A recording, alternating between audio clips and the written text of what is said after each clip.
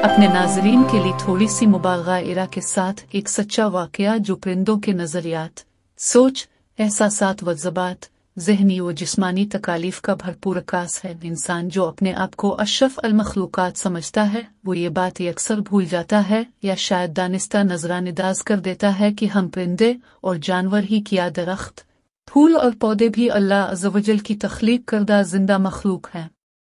हम परिंदों और जानवरों को भी अल्लाह सुब्हान व तआला ने उन्हीं एहसासात और जज्बात से नवाजा है जिस पर इंसान फ़ख्र व नाज महसूस करता है। प्यार, मोहब्बत, नफ़रत, हसद, दुख और रंज और सदमे के तमाम जज्बात हमारी भी रूह और जिस्म का हिस्सा हैं। आज मैं आप सबको अपनी ज़िंदगी की दुख भरी कहानी से आगाह करना चाहती हूँ। पहले मैं अपना तारुफ करवा दूँ। मैं एक स्टरले मादा हूँ। मेरे मालिकान बहुत अच्छे थे। जब मैं और मेरा हमसफ़र उनके गेरे तब से जैसे हम उनके ख़ानदान का हिस्सा ही बन गई। वो हमारा हर तरह से भरपूर ख्याल रखते। मैंने सुन रखा था कि इंसान खता का पतला है।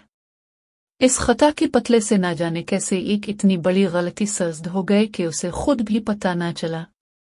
इस बात का अंदाज़ा इसे उस वक्त हुआ जब बहुत देर हो चुकी थी और पानी हकीकी मानों में सर से गुजर चुका था। हमारे मालिक ने हमारे लिए एक छोटे मगर साफ सुथरे मस्कन का इंतज़ाम कर रखा था। मैं और मेरा शौहर सुकून से अपने घर में मकीन थे। वक्त पर दाना पानी दिया जाता और सफ़ा का ख़ास ख्याल रखा जाता था। उनके बच्चे स्कूल से आते ही हमारे पास आ जाते और हमसे हमारा हाल अहवाल दरियाफ्त करते और बातें करते। इन बच्चों का इतना अपनायत भरा रवैया हमें मजीद खुश कर देता। एक दिन हमारे घर का दरवाज़ा खोला गया और हमने एक अजनबी को अपने घर में दाखिल होते देखा। वो मेरी ही तरह की मादा अस्टरलें तूती थी। शुरू में तो हमें बहुत गुस्सा आया, जैसे इंसान अपना घर खुश दिली से किसी के साथ बांटना पसंद नहीं करता, बिल्कुल इसी तरह हमें भी अपना मस्कन शेयर करना नागवार तो गुजरा, मगर हमारे बस में कुछ न था। कुछ दिनों बाद आखिरकार वो लम्हा आ गया जिसका हमें शिद्दत से इंतजार था। अल्लाह की करम नवाजी हुई और उसने हमें वालिदैन बनने का शर्फ बख्शा और हमारे यहाँ 3 अंडे हुए। यह खबर मेरे और मेरे शौहर के लिए निहायत खुशी का बाइस थी। मेरे शौहर ने शोर मचा कर मालिकान को भी मुतवज्जे कर लिया और वो भी ये जानकर खूब खुश हुए। हम अपनी खुशी में अक्सर भूल गई कि हमारे घर में को और भी है जिसको हमारी ये खुशी जरा भा नहीं रही होगी। इस मादा तूती ने तो इसके बाद से मेरे साथ बाकायदा लड़ा झगड़ा शुरू कर दिया। मैं हुतल इम्कान इससे दूर रहने की कोशिश करती। अक्सर तो मेरा शौहर भी मदद करता, मगर हमें मालूम नहीं था कि इस तूती के अंदर हसद और जलन का लावा पक रहा है। चंद दिनों बाद 2 अंडों से मेरे बच्चे बाहर आ गए।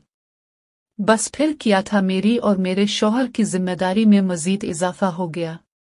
बच्चों की देखभाल, उन्हीं खाना खिलाना वगैरह। एक रात मेरा शौहर घर से बाहर गया हुआ था।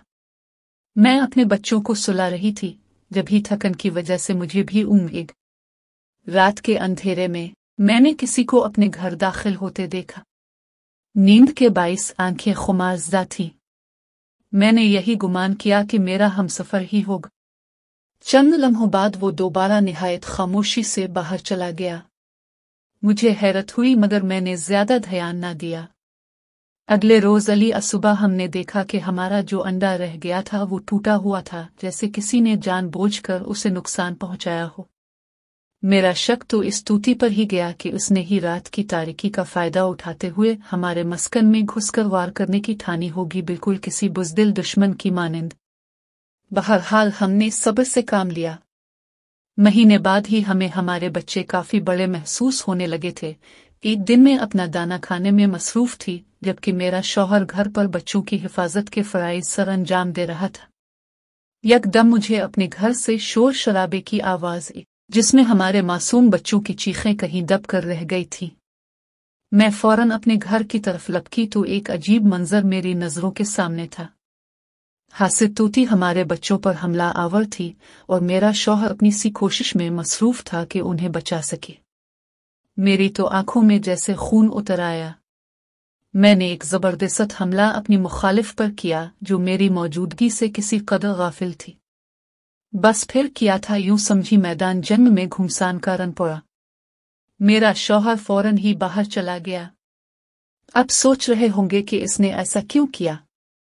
चलिए आपकी उलझन को सुलझा दूं कि नर तोते अपने आप को ऐसे मौकों पर बिल्कुल अलग थलग कर लेते हैं जब मादा तूतियों में लड़ा हो रही हो। बस फिर क्या था, मुझे न सिर्फ अपना दिफा आप करना था बल्कि अपने बच्चों को मजीद किसी नुकसान से बचाना की जिम्मेदारी भी मेरे नातों कांधों पर आन पड़ी थी।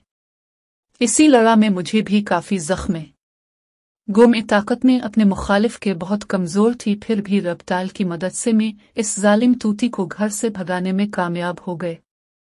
मेरा ये सब करना बेसूद ठहरा था क्योंकि हम पर क़यामत टूट चुकी थी। मैं तो जख्मी हुई ही थी मगर मेरे बच्चों पर जिस वहशियाना अंदाज में हमला किया गया था वो नन्ही जाने इस तकलीफ और गहरे जख्मों का मुकाबला न कर पाए और हमारे दोनों बच्चे अल्लाह को प्यारे हो गए। 2 दिन बाद जब हमारे मालिक ने महसूस किया कि अब तक बच्चों को अपने घर से बाहर आ जाना चाहिए मगर वो नहीं आ रहे, तो उन्होंने हमारे घर की सफा की जो वो बच्चों की वजह से नहीं कर पा रहे थे। इस दिन उन पर मुनकशिफ हुआ कि हमारे बच्चे तो मारे जा चुके हैं।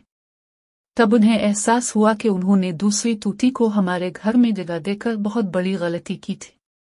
उन्होंने इस तूती को फौरन दूसरे घर मुंतकिल कर दिया, मगर ऐसा करना बेसूद रहा क्योंकि जो नुकसान होना था वो तो हो चुका था। बच्चों की मौत के सदमे ने मुझे जैसे तोड़ कर रख दिया था। खाना खाना अच्छा लगता था, ना शौहर से बातचीत करना। आखिरकार शिद्दत गम की वजह से मेरी टांगों ने काम करना छोड़ दिया। मेरे मालिक ने जब ये बात महसूस की तो मुझे जानवरों के डॉक्टर के पास ले गई, जिसने बताया कि मुझे फालिज हो चुका है। डॉक्टर ने मशवरा दिया कि मुझे उनके पास ही छोड़ दिया जाए। उन्होंने मुझे एक बड़े से पिंजरे में रख लिया जहां और भी परिंदे मुख्तलिफ बीमारियों की वजह से रखे हुए थे। वो दिन और आज का दिन मेरा मस्कन यही है। आज भी मुझे अपना प्यारा घर, शौहर और बच्चे याद आते हैं तो आंखें भर आती हैं। काश इंसान इस बात से आगाह हो कि हमारे जज्बात और एहसासात को भी ठेस पहुंचती है और हम भी उन्हीं की तरह हसद और जलन की बीमारी में मुब्तला है कर दूसरों को नुकसान पहुंचा सकते हैं। देखने का शुक्रिया, आगे शेयर करें।